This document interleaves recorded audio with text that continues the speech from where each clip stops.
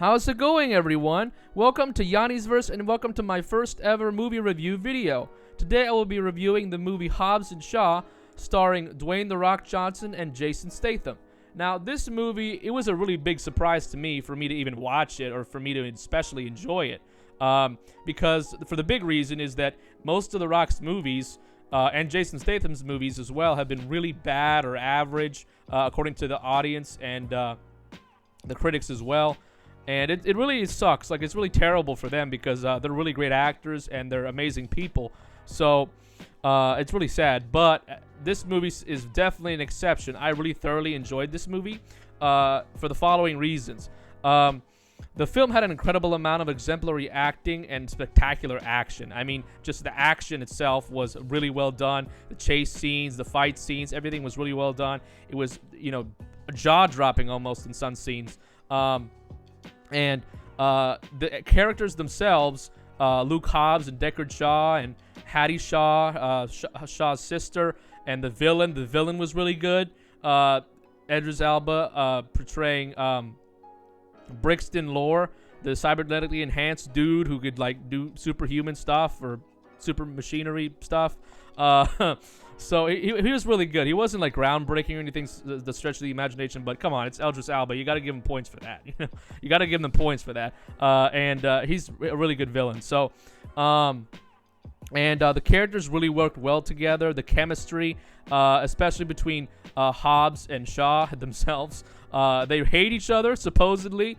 They can't stand each other. They want to kill each other at some times, but they learn to respect each other and to need each other, and they eventually team up and try to take down the bad guy. So try to take down Brixton and his minions. So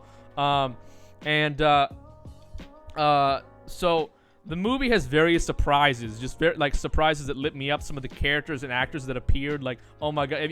I don't want to spoil anything because they're so hilarious. I don't want to spoil anything. I want to even give their names because they're really big names, but it was so good. The way they incorporated that into the movie for laughs, for even for plot value, it's really good. And speaking of, the movie is really funny. The movie is really funny. The movie is made me laugh, not out loud because I didn't want to laugh out loud in the theater, but but it was still really funny, and I applaud them for making it so hilarious and making it so making the scenes flow well with each other and everything like that. So the movie was in itself, overall, the characters, the acting, the action, the way everything flows well, is really well done and is really just a huge accomplishment. But I do have to say that some of the drawbacks are a little noticeable. For example, the plot, the plot was really unmemorable itself. The plot itself is really shaky and really unmemorable. Nobody remembers the plot. Nobody cares about how complex the plot was because the plot isn't complex at all.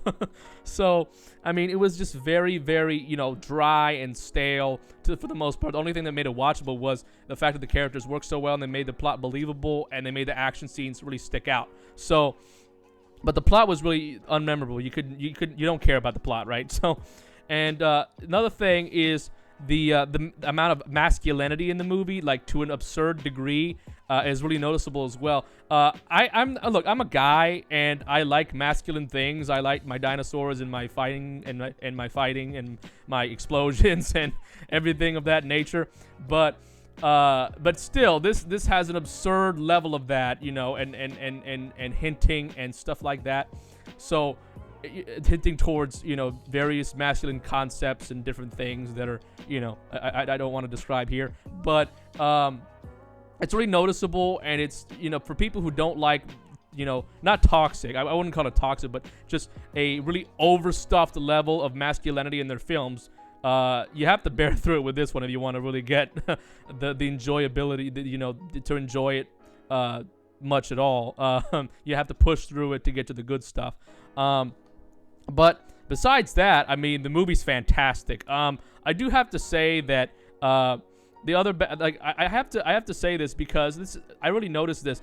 The movie kind of goes from different like place to place with no real reason. Like the movie has no sense of logic. Like this movie, I mean, it's not supposed to be logical, but this movie belongs in a CinemaSins video. If you know what I'm talking about. Seriously, it just, I mean, all Fast and Furious movies do, but this is just crazy. I mean, I mean, it doesn't matter too much, but anyway. But regardless, this movie was amazing. I really enjoyed it, and I rate Hobbs and Shaw a 9 out of 10. The drawbacks that I just mentioned don't detract from the movie that much at all, and it's still a really enjoyable film, an enjoyable and fun action comedy film, and I really recommend you all watch and enjoy it. With that said, I will bring this video to an end. If you guys enjoyed, please leave a like, leave a comment, and subscribe for more videos. I'm really excited about my future videos. You won't want to miss it. See you all later, Fearless Fiction fans!